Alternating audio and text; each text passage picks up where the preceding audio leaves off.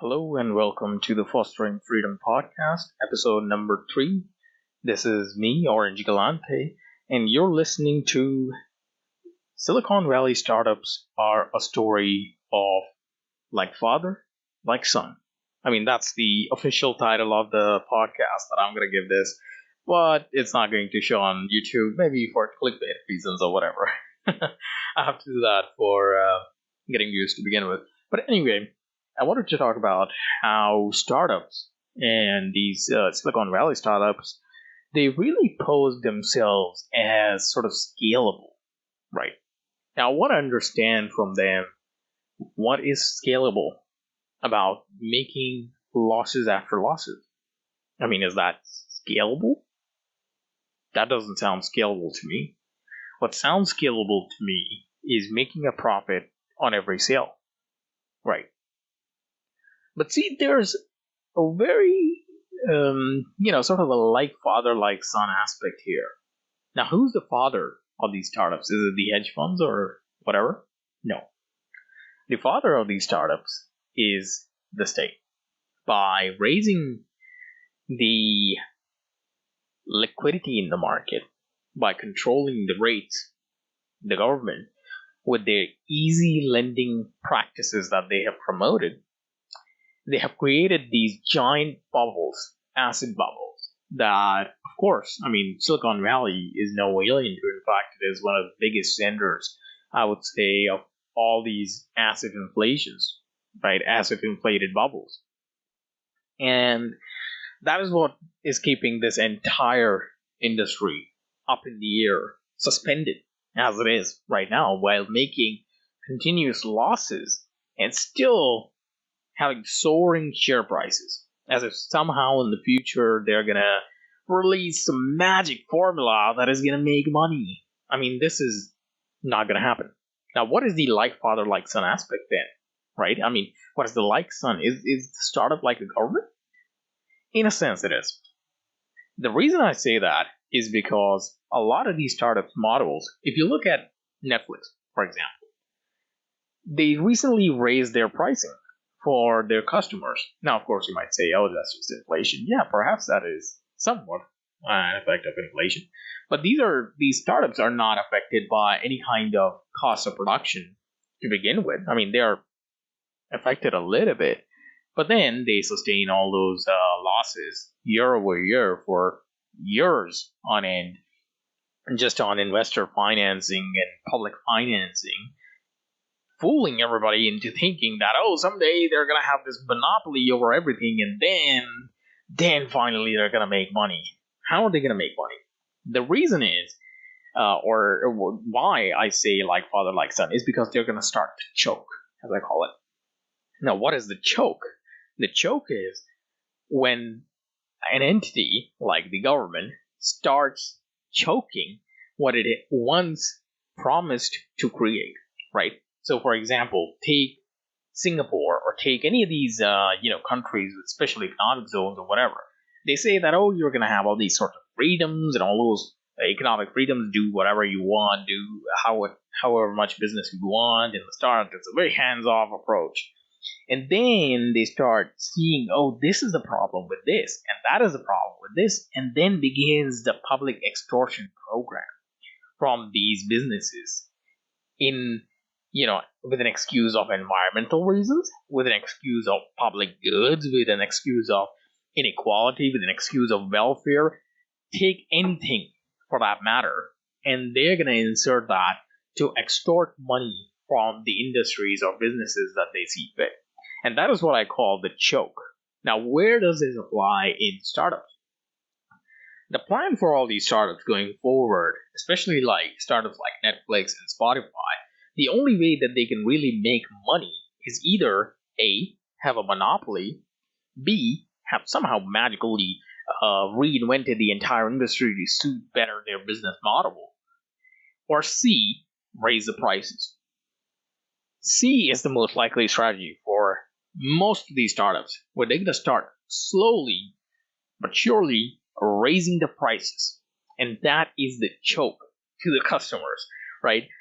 Now, the problem with this entire business model is that I can demonstrate it best with Uber. Right now, with Uber, with all these sorts of companies that are operating these taxi services, what is their end goal? Their game plan is that, oh, they're going to be the first to make these self-driving cars, and that is what is going to yield them finally the profits that they need or that they want, right? Well, when they do make these self-driving cars, are they not going to be another other startups that are going to have this similar technology that they do, right? I mean, they can't keep this behind some kind of a technological barrier forever. I mean, it's just a joke to think that that is possible, right? And the baggage that Uber has right now, this deficit that they're running, and all these companies are running deficits. I mean, most of them are, I would say, or to my understanding, most of them are. I don't want to go and say all of them are. Certainly the bigger companies are because of so many special privileges that they've gotten and such an early start that they've had, right? So Uber is banking on this fact that, oh, they're going to have such a marketing share that, and they're going to be the first to develop self-driving cars and the only ones to have that special technology that nobody else is going to have. And then they are going to finally start making these astronomical prices because they're going to be able to raise the prices on their customers or keep the prices the same while not having any drivers, right? Or something of the other of that sort. So make profits any way possible, right? That is the long-term strategy, I guess you could say. Now, the reason right now they're so sustained for such a long period is because they can sort of minimize their losses to a certain extent, and that's the entire game. It's all about revenue anyway, to begin with. The thing with that is that, okay, suppose Uber has $100 billion in losses, or maybe that's a little bit too astronomical, but let's say they have $20 billion in losses, right? I mean, that sounds more reasonable, I would say. Maybe even they have $5 billion in losses, right? Let's say $5 billion. $5 billion sounds the most reasonable in terms of losses. And they install these self-driving cars that are now generating the profits. What is Lyft going to do that has lesser losses, right? I mean, they don't have to raise the prices that much to cover that up. What if there's a new startup that comes about that hasn't made any losses yet? I mean, to the same degree that Uber has. Sorry for slapping my tile like that for no reason, but I was waving my hand. Anyway, so if other companies are going to be there and they're going to have access to similar technology, because I mean, there's going to be simultaneously the same technology or similar technology is discovered, right? They're not the companies to have patents on these ideas of self-driving technologies, right? Uber is not someone who has going forward clear path for how they're going to make this patented technology that nobody else in the world has, right? So they're the ones that are going to promise these returns by monopolizing the industry in one way or another. I don't think that's possible. I mean, the reason I don't think that's possible is because other companies that are going to be like, okay, we don't have these losses and we have similar technology. Maybe it's not as polished, but it works on a very similar formula. What at that moment, what companies are investors going to invest in? Those companies that already have these losses, this hole that they have to fill in, these promises that they have to meet for all these sorts of investors in the meanwhile? Or these new companies that don't have any losses to speak of and they're competing against each other? Let's say the environment is still this sort of, free money sort of environment where lending is so easy and everybody's got $1 billion in hole almost in Silicon Valley or whatever, right? Are they going to fund those companies? I mean, of course, yes, the new companies are the ones that are going to be funded the most because they don't have that much of a hole, even when compared to Uber, right? Or any of these companies in the market. What is going to happen to Uber then? What is going to happen to Lyft then? Or any of these n amount of companies that think that they have a path to future somehow where they make a profit? There is none. They're going to lose. Right now, the best strategy for people who are invested in Uber, people who are invested in all these sorts of companies, is to slowly release their stocks, right? The ones who don't release it, are the ones who are going to suffer the most, right? There's this kind of game happening of who's the greater fool in Silicon Valley, as I see it, that everybody's dumping assets on someone else, and someone else, and someone else, one after another, and it's building up, right? And the last person that this gets dumped into or dumped onto before the entire bubble comes collapsing is the one who's going to suffer the most losses. And that's going to come when all these sorts of companies, these new companies, are going to come in competition with Uber. So the only way that Uber is going to sustain itself is by perpetually having these losses, right? The other way, I'll tell you the other way. I didn't say like father, like son for just that little reason of the joke. I also said that the future plan, just like government, when they promise that, oh, we're gonna get rid of this problem that we have created in the future, and we have some sort of a plan, right? They promise that. But they don't have a plan for the future. They finance their future by further deficit spending, right? This is the nature of the government. This is the nature of how the state operates, right? They fund their past losses with future losses. What is Uber going to do in this situation? They're caught in a predicament with these new startups. They're going to have to convince their investors, oh, well, these are competing companies. We have a model for the future. They don't have this or they don't have that. And then more and more losses, right? And that is the only way that Uber is going to be able to compete with these companies, right? They're going to have to cut their workforce or something or the other that is going to make them uncompetitive compared to the newer companies that have sprang up in Silicon Valley or any of these places around the world, right? What could Uber do?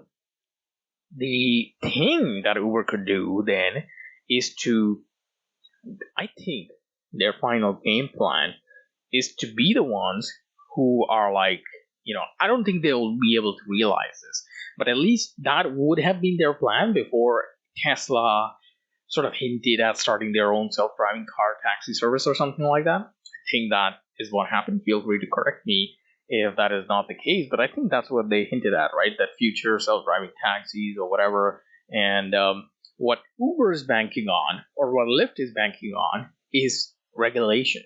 Regulation is what they're banking on. Why do I say this? The reason I say this is because when these licenses, which ultimately government will make to these companies, these permits for self-driving cars, they're going to set standards and whatnot by some inefficient garbage ass government corporation. These regulations come around. When these regulations come around, Uber thinks that they're going to be the ones to get these permits, to frame these regulations, like Amazon is framing these regulations with drone deliveries, and control the market, right? So create a sort of racket with the government involved, who's enforcing their will, who's enforcing what the zeitgeist or the current flow of innovation is going to be, just by being this regulator in charge. It is very Hayekian, dystopian sort of way, the way he writes in his book, The Road to Serfdom, where you're constantly the people, or maybe it was Ayn Rand who said this, but under socialism, people who are rewarded are not the ones that are most innovative. They're the ones that are most well connected, right? And, they obviously said it in more colorful language, but I'm describing it in a short way. The reason why, it must be simple to see right now, seeing this current predicament that I've, presented, right, that Uber is in.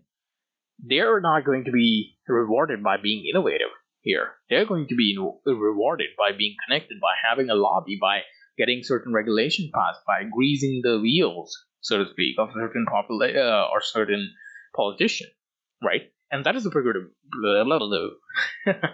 That is the predicament of a lot of these startups, right? That they are in right now. I don't think they're the path forward for Netflix, for example. What are they going to do to create money for their investors? Create any kind of thing. They finance these, documentaries about anything in the world.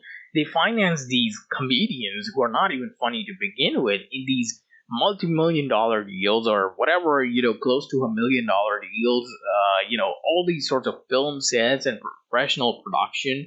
I mean, look at any kind of garbage show on Netflix about anything, just about anything that you're interested in, and it's going to have a certain quality of production, a certain crew that is involved. Look at the credits. How many people are involved in this industry that are doing this, thing with Netflix, and they are dependent on making a library of content that nobody else has access to. Well, let me tell you, piracy exists, right?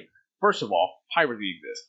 Second of all, if you raise the prices enough, nobody's going to be willing to buy any of this sort of stuff from your website, right? I mean, people are going to go to Disney Plus, people are going to go to HBO or anywhere. I mean, if they're bent on watching a documentary that is on Netflix. See, the problem with Netflix is that most people are not interested, or as time goes on and as this industry of online content streaming diversifies, people are not going to be interested in watching the entire catalog of a particular company enough to just buy that and completely justify all the prices or whatever, right? They're going to move on to the thing that they consume the most, or maybe they're going to subscribe for a month and then, just skip it or whatever the hell you want. The only reason that Netflix is going to make any money is by lowering these licensing costs that they have to pay or something or the other. So they're banking on the entire industry changing or something like that. The long game that I see for Netflix right now is that they're gonna basically, the reason why they're creating so many Netflix original shows, Netflix original documentaries and whatnot, is to have an original content library where they don't really have to pay any of this licensing sort of stuff, which is, I think, last I checked, that was one of their bigger baggages that they had, right? All these sorts of licensing deals and whatnot that they had, which a lot of them they are losing. Like The Office is not on Netflix anymore, which had been a Netflix sort of staple that people used to, get Netflix for forever, right? I mean, I've personally watched The Office on Netflix at least twice, right? I mean, that's just me. I know of this phenomenon of a lot of people watching these old shows or rewatching them and time again, and these classics on Netflix, which they're losing right now, slowly. So their bet is that once they have this original content library, what they're going to do is that, they're going to keep the prices the same, but now they don't have any kind of licensing costs, so maybe they're going to make money. But how are you going to make money without slowing the rate of new content on your website, right?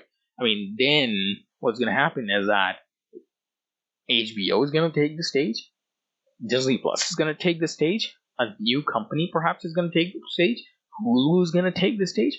All these companies that are fighting for this market, they may take the stage and outcompete you in that regard. Once you stop producing any of these documentaries and comedy shows and whatnot, and movies and TV shows, I mean, they sink hundreds of millions of dollars into just one show, as far as I remember, right? So when they do this, they spend a lot of money that they're probably not going to, recover from their customers. And I don't know what the plan going forward is. Their business model seems to me so unsustainable as a company. I don't agree with IP anyway, to begin with. Personally, just inserting it right here to, not send any kind of mixed signals, because I had a podcast about that. But if you analyze this as just a company that is existing, just as a frame that is right now, not from an idealist thing or anything of that nature, what do they have going for themselves? I don't see them having anything going for themselves right now. I mean, they only are relying on people continuing these subscriptions perpetually. What happens when people start getting VPNs, more and more VPNs, and just realize that, okay, I already have to get a VPN in order to buy a lot of things from, or watch a lot of things from places that, other nations, things that other nations streaming platform is going to have, right? I mean, lots of movies, lots of TV shows, and God knows how many things that are on different countries. And people who have VPNs right now, they already know that they have to go through a lot of this in order to access their content. As times get hard, right? As the economy gets weaker, they're going to realize that, okay, is it better for me to stick to some kind of a fall morals about this intellectual property that they have been peddled to by such propaganda? Because there's a reason that there has been so much propaganda about, you are, pirating music is like stealing it or something like that. Well, it's not stealing it. I covered this in the first episode of my podcast. If you look it up on my channel, I mean, I haven't produced that many videos, so it's going to be on the homepage anyway. But if you just click on videos, it's going to show up as the first episode of intellectual property. So, it's kind of like a small crash course. But it is not stealing because it's infinitely produced. Whatever is infinitely produced is not stealing. And I will give a good case of that if you listen to the first episode. But anyway, this much propaganda has gone into this industry for a reason. And a lot of people don't have ad block enabled, right? And don't have, don't get around with piracy even though they could, because of this sort of moral belief that they have that, oh, this is somehow stealing. Oh, if I enable ad block, this website is not getting the money that they should realistically be getting. And so I'm not going to do that. The reason, I would say that the only reason that these dumb fucking sites have to have so many ads, so many trackers, and so many things is because they are overinflated with staff for something so useless that they do most of the time that it is not even, justifiable that you have ads enabled for them. I would say that, I've run websites before. And a lot of people that have run small websites before, they can tell you that you don't need to have all these sorts of, thousands and thousands of trackers. I mean, go on YouTube any moment. There's 700 trackers right now on my page, right? 700.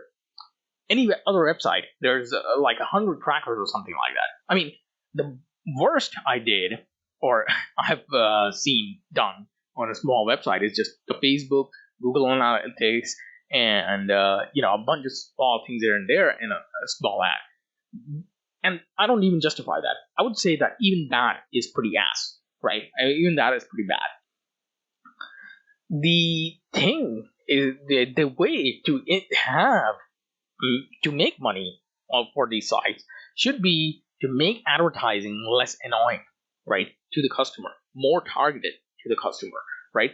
People are not going to use AdBlock if you don't spam them with ads all the time that are not relevant, that make your site look ugly as hell, slow my internet down to a large extent. I mean, sometimes 70-80% or even more increases in load times just because this website has ads.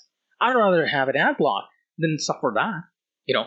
That's why I prefer having sponsored posts or written posts as sponsors or product, plugs or whatever that have been regulated to death, first of all, which is why also this kind of advertising does not exist. A big part of that is, I may talk about that someday, used to have very sly product placements that were not annoying at all. I mean, to most people, you would realize it's an ad. Besides, if some ad gets you to buy a product and it's a shitty product, you're not going to get another product, right, from them. That's as simple as it gets. What is an ad going to do at the end of the day, right? It's not going to harm you physically or, mentally scar you for life. At best, it can get you to buy a product that didn't turn out to be that good. At worst, most likely it's going to be products that maybe are not that bad at all, right? So what they should do is that. But what I was getting at before all this, a little bit of an ad rant there, was that as the economic situation worsens, people are going to realize that, okay, we already use a VPN. We can get away with pirating material. There's everything that we want on the Pirate Bay instead of going to Disney Plus or Hotstar or, which is owned by Disney Plus anyway, or HBO or AMC or, God knows how many websites now exist for streaming, Hulu and whatnot. All these websites, all these documentaries and movies they're available on Pirate Bay for free, right? So long as you use a VPN. I mean, it would be free if the government didn't even enforce, you pirating anything. But since they do that, you have to pay like what, $3, $5, at best $9 a month for a VPN. How much do you have to pay for Netflix a month? $15, $20, something like that. I mean, combine all these streaming services that a lot of these people have, it's a large sum. And I'm already seeing a movement that a lot of people are switching away from these services to VPNs, right? And that's going to only increase as people realize, wait a minute, I mean, it's not really that immoral that I have to use a VPN in order to get this sort of entertainment. I don't want to lose this $20. I mean, this $20 may be very useful going forward. Maybe they're gonna pay their phone bills and ease that with that, or internet bills and ease that with that. So as times get tougher, they're gonna realize that this is all nonsense, and they're gonna start not consuming these things officially from their own sources, and consume it unofficially, right, through Pirate Bay and all these sorts of websites. So not that these websites are the ones giving them this content. It's just it's just a file hosting sort of service, and the file hosting is the torrent file. The files actually themselves are hosted on several decentralized computers.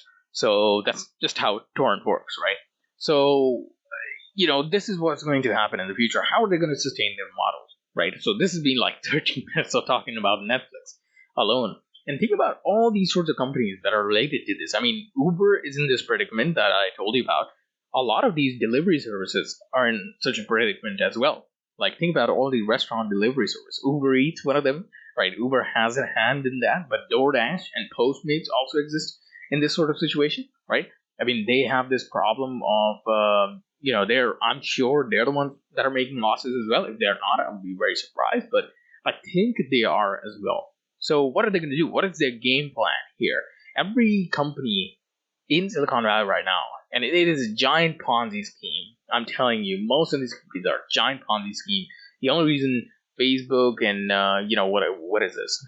Google and all these sorts of companies became so big is not because of any kind of speciality or anything like that. They just were able to get the best regulations that favored them and special interests and play around the political games in the finest manner possible, right? And they have this first mover advantage with all this intellectual property nonsense that helped to build them up, right? There's nothing so special about Facebook.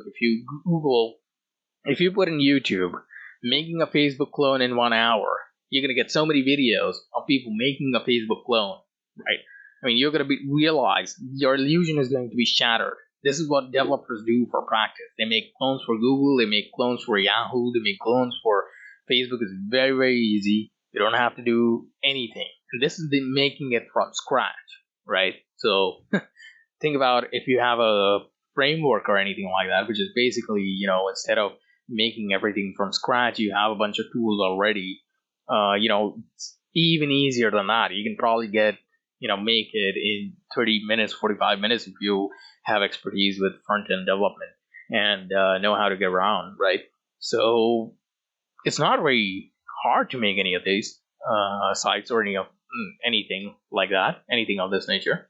So when these future companies come about that don't have any of these losses that new companies have, these old companies have, they're going to get crushed, right? And this is going to be the crash that is going to happen in this industry, right? The crash. I say that because maybe this industry survives a stock market crash, which is unlikely that most of them are going to survive, right? Most of them are probably not going to survive, and they're going to get under if there's an asset bubble deflation or asset bubble crash, right? I don't call this deflation, to be honest. Deflation would be a shrinking of the money supply as opposed to an expansion of the money supply. That is inflation. And I say a lot of people that recognize that inflation is an expansion of money supply, but then they go on to say, this is deflation when the prices are going down. Well, are you, you're being, at that point, you're being hypocritical or, I don't know what the perfect word is, contradictory, right? Because now you're conceding to this position that, okay, deflation means prices go down and inflation means, therefore, prices go up. No, well, The consequence of inflation is that prices go up. The consequence of deflation is that prices go down. But this is going to be an asset bubble deleveraging or crash, you can say so. Exponential deleveraging would be a crash, I guess. So that is what is going to happen, most likely.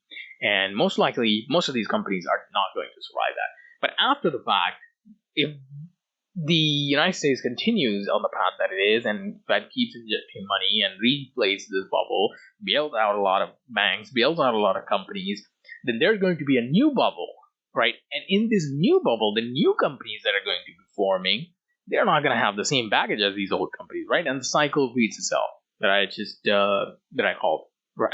And that's pretty much it. I mean, that's all I wanted to talk about here. Why, startups are pretty much like father, like son in all of this situation. Like, there's a lot of parallels to draw between this whole entire Silicon Valley industry, fake startup industry, and the government as it is. They're both leveraged to the hilt. They both don't know how they're going to make any money in the future. They both don't really have any plans for recovery or any kind of business plans or any kind of strictness that they're going to show. And when they do try to secure a financially a position where they're more financially secure, they're going to crash, right? And and the confidence is going to be lost. Both are very similar, very parallel. The reason is, of course, economic, and we know this. We know why this is the way it is. The only reason the startups can't go for as long is because they can't counterfeit money and they can't counterfeit, fake money into the system internally and just keep it going, right? If they could, they would be entirely the same, except without having that governance power, right? That governance part is going to be skipped. But apart from that, everything is going to be the same. So that's all I had to say about this. Make sure to like and subscribe. And I'll see you guys in the next episode. See you later. See you later.